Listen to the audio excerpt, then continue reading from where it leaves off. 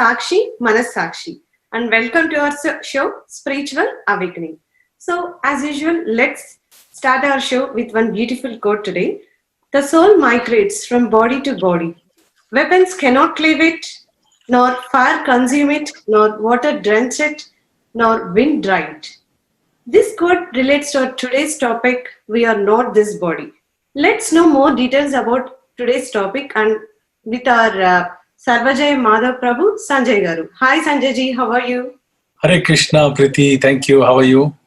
I'm good. How about you, Sanjay ji? I'm fine. Thank you so much for asking. As we started with our topic today, it is We Are Not This Body. So it's like, everybody needs to know what is this topic and how much importance we need to give to this topic. Can you please explain us what we need to know about this topic, Sanjay ji? Absolutely. This is one of my favorite topics.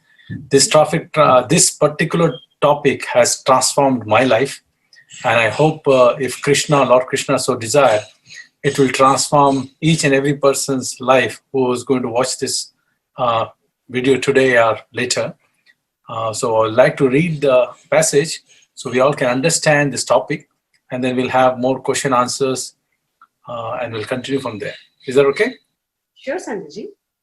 Okay, let's do it. We are not this body. Krishna consciousness is not question of belief. It is a science. The first step is to know the difference between the living body and a dead body. What is the difference? The difference is that when someone dies, the spirit, soul, or the living force leaves the body. We all know this. And therefore, the body is called dead. So there are two things. One is this body, and the other, the living force within the body. One must first understand that he or she is a soul or something other than this body. For example, as a child grows, he becomes a boy. The boy becomes a young man. The young man becomes an adult, and the adult becomes an old man. Throughout all this time, his body is changing from a child to an old man. He still feels himself to be the same person with the same identity. The body is changing, but the occupier of the body is not changing. The body is changing, and this body changes is common. It keeps going. So when your body is finished, annihilated, you are not finished. You get another body. Just as you may change your coat and shirt. If you come to see me tomorrow wearing a different shirt and a different coat, does that mean that you are a different person? No. Similarly, each time you die, you change your bodies, but you, the spirit soul within the body, remains same. This point has to be understood. Then one can make further progress in science of Krishna consciousness or God consciousness. The spirit soul is invisible to our material eyes. It is atomic in size. After the destruction of the gross body, which is made up of the senses, blood, bone, fat, and so forth, the subtle body of the mind, intelligence, and ego goes on working. So at the time of death, this subtle body carries the small spirit soul to another gross body. The process is just like air carrying fragrance. Nobody can see where the rose fragrance is coming from, but we know that it is being carried by air. You cannot see how, but it is being done. Similarly, the process of transmigration of the soul is very subtle. So, Sanjay ji, as you mentioned... One second. Yes, Sanjay ji. I'll finish this a little bit more. According to the condition of the mind at the time of death, the minute spirit soul enters into the womb of a particular mother. And according to the condition of the mind, at the time of the death, the minute spirit soul enters into the womb of a particular mother through the semen of a father, and then the soul develops a particular type of body given by the mother. It may be a human being, it may be a cat, a dog, or anything. You are eternal according to your work. You are simply changing bodies. Therefore, you should want to know how to stop this business, how you can remain in your original spiritual body. This is Krishna consciousness. So we have to understand this topic. This is the whole beauty about Bhagavad Gita, it talks about soul. And let me just quickly do the prayers before we start. Om Sure, Vijnana sir. Timuja Sigalendra Sakya Chaksuram Tanana Tasmai Sivaram Mukham Karuti Vachanam Pangun Lamnetakam Yat Kripatam Desikam Sarinam Paramananda Madhum Shichakashim Hari Om Tasat. Yes, I'm ready. Yes, Sanjayji. So you explained like there will be one soul. It will be like a rose fragrance where we cannot see, and it will transmit from one body to other body, and in every body there will be lot of transformations. So are you thinking like Sanjayji how these soul transformation we can able to digest to everybody? If everybody learns these things, the life will be so simple. So can you please like suggest us how to digest all these things?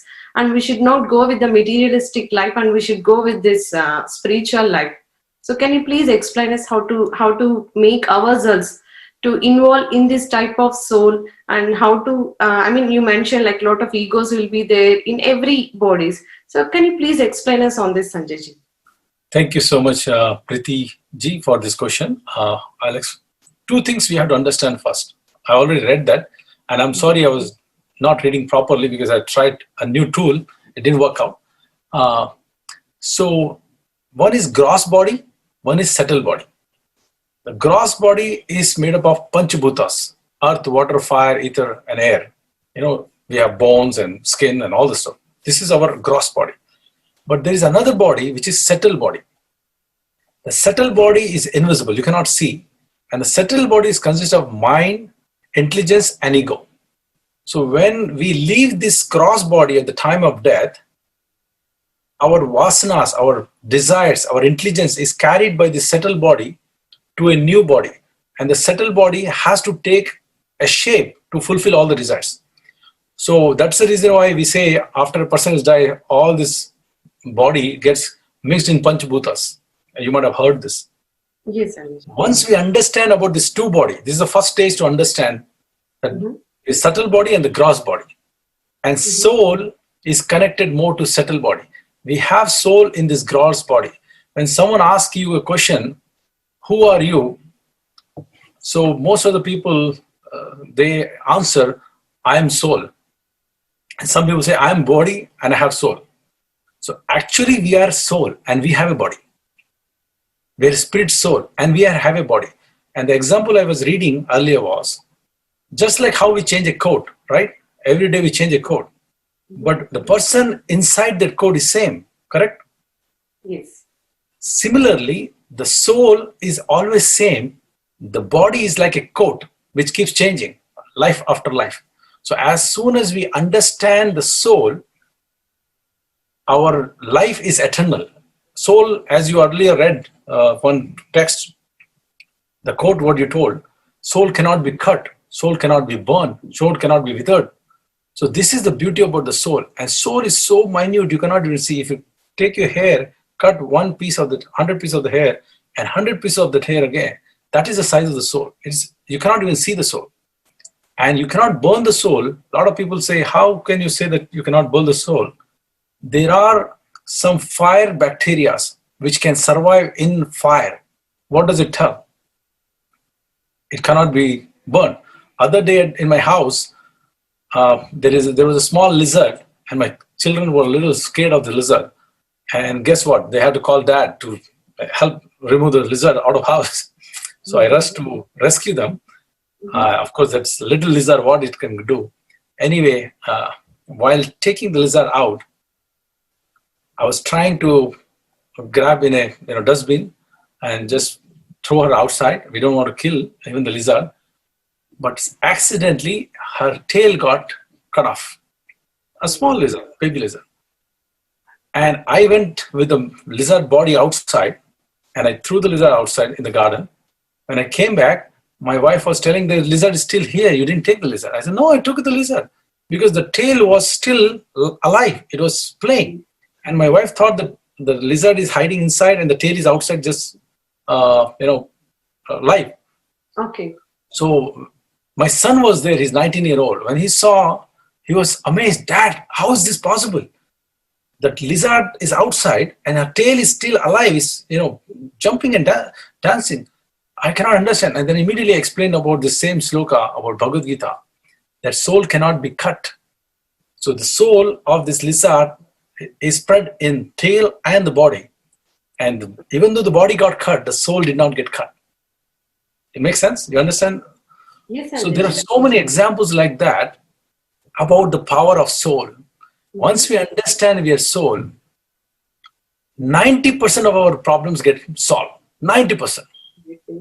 I am telling 90% because for us to get 100% education is difficult. So I would say 90% because most of our problems are with the body. We are attached to this body. We are attached with all the relationship with this body. My mother, my father, my dad, my neighbor, my children, my beauty, my wealth is all pertaining to body. But guess what will happen the minute you leave this body? Can you take anybody with you? No. Can any of your wealth come with you? No. No, nothing you can take. So the body is temporary. And if you really imagine our own life story, forget about world. If you look at your own story of your life, Krishna says in Bhagavad Gita, beautiful sloka. It is a sloka 2.13. Bhagavad Gita, this is Bhagavad Gita as it is. And you can check out this sloka on vedabase.com. Okay. And Krishna says, Dehinosmin yatha deha kaumaram yovaram jara tatha dehantara prapti dhiras tatra namuyati. This is translation by Prabhupada. As the embodied soul continuously passes in this body from boyhood to youth to old age, the soul similarly passes into another body at death. A sober person is not bewildered by such a change. So when you are a baby, when you're born, you are a little baby, right? Yes. You keep growing, you become youth, adult, and then old age, then you start being very old, you start dwindling. But what is common in you? Your name was Preeti at the time when you were 1 year old. Your whatever age is yours, I don't want to ask your age right now. Yeah. But you're still same Preeti, right? Your name is same, you're same, everybody address you same. But do you still have the same body what you had at 1 year old? No, absolutely not, Sanjay ji. Yes. That is the secret of understanding soul. So you are actually soul. Your body keeps changing, but your soul is same. Spirit soul is same. Similarly, at the time of death, when we leave this body, this subtle body goes away. And the example is given in Bhagavad Gita, beautiful example. When you are in a forest, when you hear nice smell of flowers, Okay. can you tell where the smell is coming from? Like you're just smelling the air, right? Yes. So how is that flower smell is carried? It's carried through the air. Yes. Similarly, the soul carries all our intelligence and all to the next body. This is an example given. Yeah. So this is actually a beautiful example, and thanks for explaining the beautiness of the soul transformation, Sanjay ji. So Right. in your thing, like you explained about the Panchabhutas. So without Panchabhutas, there will be no life existing in the universe. So can you please explain? So Panchabhutas is directly related to our spiritual world. So can you please explain the relationship of Panchabhutas with spiritual world, Sanjay ji? Another good question. So, if you really understand, like one of the episodes I did mention about the Bhagavad Gita, the topics which is covered in Bhagavad Gita. I will not cover all Panchabhutas, but I'll tell you the topics covered in Bhagavad Gita are five important topics. And these 5 topics actually covers everything out there, what is there in the universe. Everything, including all Panchabhutas are part of this topic. So, first topic covered in Bhagavad Gita is Bhagavan. How many books you have on the planet where Lord himself is speaking? Can you name one book where Lord himself is speaking? In Bhagavad Gita, it says Bhagavan Vacha. Bhagavan Right? Vacha. Yeah, okay. This is the only book on the planet where it says Sri Bhagavan Vacha. Bhagavan Vacha, Lord Krishna has spoken. So it talks about God. The second thing it talks about is Jiva, living beings. And living being could be human beings, animals, aquatic, you name it, any living being is covered, the topic is covered in Bhagavad Gita. Krishna talks about it. The third is Prakriti. In Prakriti, all these Panchabhutas are covered. What is Prakriti? Whole creation, right? Earth, water, air, fire, ether, all this is covered in the third Panchabhutas, Prakriti. Then activity. if you really look at it, every person who's alive, who's conscious, they're into some activity. What to speak of people who are alive, who have conscious, even non-conscious, I would not use the word non-conscious, even inanimate subjects, sometimes you see some action in there. Even trees, they have life, right? So that is covered in this activity. We're all doing some kind of activity. So the activity part is covered. And the last and most difficult subject to understand in spirituality is time. Mhm. Bhagavad Gita covers time. Krishna tells Arjuna, there was no time when you did not exist, I did not exist, and all these people on the battlefield did not exist. We all exist, are existent from day one. Think about it. Krishna is telling this. So there was never time you or me did not exist. So we are always there with Krishna eternally. And we are going to be there with Krishna eternally also. This temporary fall down in the earth is very temporary. It's like you are dreaming something, and once you wake up, you're back in the kingdom of God. But that time past could be maybe billions of years. So our job on this planet is to understand we are not this body, understand our life is not just 100-year or 40-year or 30-year life, and after that there's nothing. A lot of people say in America, we live only once. I heard many people thinking life is only one time, we live only once. That's actually a wrong philosophy, and this very dangerous also. If you live once, then why do you have to struggle so much, right? For one lifetime, it does not make sense. But scripture says you are eternal. Soul is Satchit Anand. Satchit Anand means full of knowledge, eternal and blissful. That is the nature of the soul. So you, me, and each and every person who is watching this show, we all are eternal. Bhagavad Gita chapter 2 covers entire topic of soul. Okay. How do you feel after hearing about soul?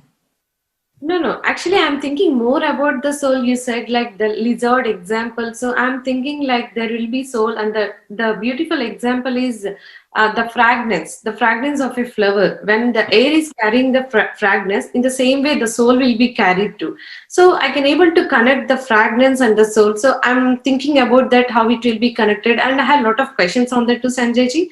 And in your in your all these quotes, and when you're telling about the Krishna, I can see the way of attraction, and you're completely how many, in an episode you're pronouncing the Krishna word at least like 30 times, but every time I can see you're pronouncing it from your heart. So how is it possible, Sanjay ji? You're telling lot of things about Krishna. So how you addicted to Krishna, and how this is possible, Sanjay ji? This is the best question anybody can ask, and you have asked the best question. Thank you so much. And maybe Krishna is inspiring you within your heart to ask this question. I'll tell you why I'm uttering Krishna, Krishna, Krishna, why I have given my life to Krishna. It is not fanatical. It's not something I'm just doing out of some beliefs. I'm doing this out of full consciousness with full understanding of Bhagavad Gita. Bhagavad Gita, Lord Krishna himself tells this. Sarva dharman parityaja mamekam sharnamaja. Aham tam sarva papebhyo mokshasami mahasuja. Give up all dharmas and just surrender to me. I'll take care of you. It's Krishna's own words. Okay. Man mana bhav mad bhakto. He's saying, always remember me. Think of me. This way you will come to me. Why Krishna is telling this? Is he like Trump, politician who is telling, give me vote, pray to me only? Does he really want some vote, some name and fame and glory from us? Is that what he's trying to win all of us? He's not like that. No God, Lord Shiva is not like that. Lord Hanuma is not like that. Lord Rama is not like that. Lord Vishnu. Nobody's competing in spirituality to be number one, because they all know their position very well. So when Krishna is telling this thing in Bhagavad Gita, that surrender to me, pray to me, then you will come back to me. Why is he telling that? It's a very important question to ask. And who is the hero of Bhagavad Gita? Lord Krishna. Who spoke Bhagavad Gita? Lord Krishna. Did India and worldwide everybody accept Bhagavad Gita? Is it a bona fide book? Yes. Right? So when there is a bona fide book, and when bona fide person is speaking, when Trump accepted, America accepted, because America also they allow to take both on Bhagavad Gita. So they accepted. Harvard, many universities have accepted Bhagavad Gita. So when so many people accepted, when we should accept everything written in Bhagavad Gita also, right? So Krishna is telling to surrender to him. And why he's telling, I'll tell you. He's telling, if you pray to your ancestors, and I love my ancestors, I love my elders, I respect them a lot, but this is Krishna's word in Bhagavad Gita. You can go to chapter 9, you will see this, what I'm telling right now, you will read the same thing in Bhagavad Gita. So Krishna is telling in Bhagavad Gita, if you pray to your ancestor, you will go to your ancestors. If you pray to Bhoot Pishas, some people do black magic and all, you will go to that type of people.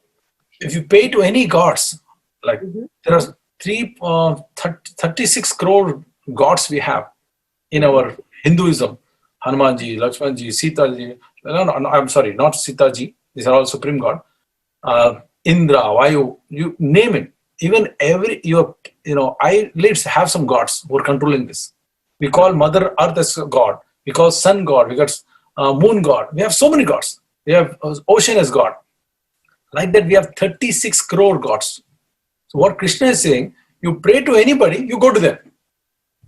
But if you pray to me, you'll come back to me. And I'll tell you the secret. All the gods came from who? Lord Brahma. Right? Brahma is our father of the creation. So all the gods came from Lord Brahma. In Brahma Samhita, Lord Brahma says, Ishvara Parama Krishna Satchitananda Vigraha Anadiradi Govinda Sarva Karana Karanam. He says, Krishna, you are the supreme personality of Godhead. You are the causes of all the causes. This is Lord Brahma is saying, who is the father of the creation. From him, all the Devi Devatas came. Now, the second question is, there is Earth planetary system, then there is a Sargaloka. Most of us, mana South Indian, especially South Indians, chala spiritual untaru. So I'm sorry, I'm speaking in Telugu also a little bit. So most of the saints came from South India only. So we know this. There's a Patala Loka, there's a Sargaloka, there's a Atala Vitala. There are different planetary system. So if we go to Sargaloka, we do a lot of punyas. Nice Sukruti comes, we go to Sargaloka. Sargaloka lo, we meet this lot of gods are there in the Sargaloka. But Sargaloka is not liberation. There you can live for, depending upon your Sukrutis, you might spend 100,000 lifetime or 10,000 lifetime, depending upon your Sukruti. You have a longevity, you have a better standard than America. You live there. After your Sukruti is over, you will fall down again. But if you go to Goloka, Vaikuntha Loka, Goloka, Narayan, the Vaikuntha Lokas and Goloka, then you will not come back again. No birth, no death, no old age, no disease. Even Brahma has to die. There was a time when Lord Hiranyakashipu did tapasya. You might have heard the story of Hiranyakashipu. Yes. He did tapasya for thousands of years. And then when Lord Brahma appeared, he said, give me boon that I will become Ajanma. Nobody will kill me. Give me that kind of boon. That Brahma says, I personally don't have that kind of boon. I myself will die. How can I give you that boon? I cannot give you that boon. Please ask something else. Then he's asked different things. He asked, I should not be killed in the day. I should not kill in the night. I should not be killed by a man. I could not be killed in an animal. I should not be killed with weapons. I should not be killed inside house, outside house. So this demon was so intelligent. He tried to cover as many points as possible so nobody can break this and kill him. But you know what happened? Lord Narasimhadev appeared. And Lord Narasimhadev, is he a man? Is he an animal? No. He's not a man, he's not an animal. Yes. You know how he killed this demon? He killed with his nail. Do you call nail weapons? No, it's not weapons. Yeah. He killed him in the evening time. So it's not called day, it's not called night. It's kind of dusk time, evening time. And then he killed him in the entrance of the house. So it's not inside, not outside. And he said, I should not be killed on the earth. I should not be killed in the sky. So you know what he did? He put him on the lap. So he's not on the floor, not on the sky. He was in the air. So Lord has all the formulas to bypass all these boons and kill this demon who was bothering everybody, including his own son. So there is a saying, If Krishna wants to save somebody, nobody can kill him. But if Krishna wants to kill somebody, nobody can protect him. And I'll come to the conclusion. So if you really want to get liberation, and if you want to follow the authority, then our single point focus should be Lord Krishna. 100%. And there's nothing wrong to pray everybody else, because everybody is part of Krishna's family. So when you pray everybody else, when you respect everybody else, Krishna will be very pleased, because they are all in the administration of Lord Krishna. There's one more nice example Lord Srila Prabhupada gives, which I love this example. So if you understand the whole creation, how Brahma himself told Ishvara Parama Krishna, right? And Krishna himself is telling, I am the Lord. Narad is accepted. Vyasadeva is accepted. Entire Bhagavatam is about Krishna. So many scholars have accepted Lord Krishna, including Shankaracharya, has accepted Lord Krishna as the Supreme Personality of Godhead. So what we have to do when we accept Lord Krishna, when we pray to Krishna, actually we are satisfying everybody. And I'll tell you one more formula. Why we are on this planet. Actually, let me give the example, then I'll give the formula. The example is, you see this banyan tree, right? The big tree. Yeah. So imagine if you want to pour water to the banyan tree. Your mother told you to go and pour water to the banyan tree. You're going and pouring water to the leaf, to a branch, to a different parts of the banyan tree. Are you still pouring water to tree? Yes or no? Yes. You're still pouring water to tree only, right? So the tree will be happy that you're pouring water to the tree. But are you doing it correctly? Is that the right process to pour water to the tree? Water to roots, not for the leaves. Amazing. Amazing. Yeah. Awesome. You already know the answer. So the secret is, the right procedure is to water the root. When you water the root of the tree, the entire tree, each and every part of the tree where you can't even reach, will get nourished, because you are giving water to the source of the tree, which reaches each and every part of the tree. Similarly, when we pray to Lord Krishna, and this is Krishna's mercy on us, he is revealing to us this secret, that by pouring water to each leaf, each branch and all, even though you're pouring water to the tree, you're not doing anything major wrong. You're still praying to Krishna, and all your boons will be fulfilled through Krishna only. Even if you get some boon from anybody, even a rock, if you have some boon, you ask, that boon will be fulfilled by Lord Krishna only. But what Lord Krishna is saying, if you directly come to me, if you offer your prayers to me, you're satisfying everybody. You're not indebted to anybody. In one way, we are indebted to earth, sun, air, fire, water. We're indebted to all these Devi Devtas. Actually, if we don't perform yagna, we can't even use this. You want to say something? Yeah, we are running out of the time. So we will continue the same topic, because this is one of the topic we can never end, and people should also know about this topic more with your beautiful examples. And before concluding this topic, including the Sakshi team, Sakshi viewers, we are praying for your mother, Sanjayji. We heard that like your mother is unwell. We are praying for you, and for sure Lord Krishna is with you and with your mother. So we are praying for your mother, Sanjayji. And thanks a lot for this beautiful topic, Sanjayji. Thank you so much. Really appreciate Hare Krishna. I would like to continue this topic, because a lot can be shared about soul. Thank you so much, Preeti and Sakshi team. Hare Krishna to everyone. Please pray for my mom. Hare Krishna. Signing off, Preeti, Sakshi. Thank you. Hare Krishna.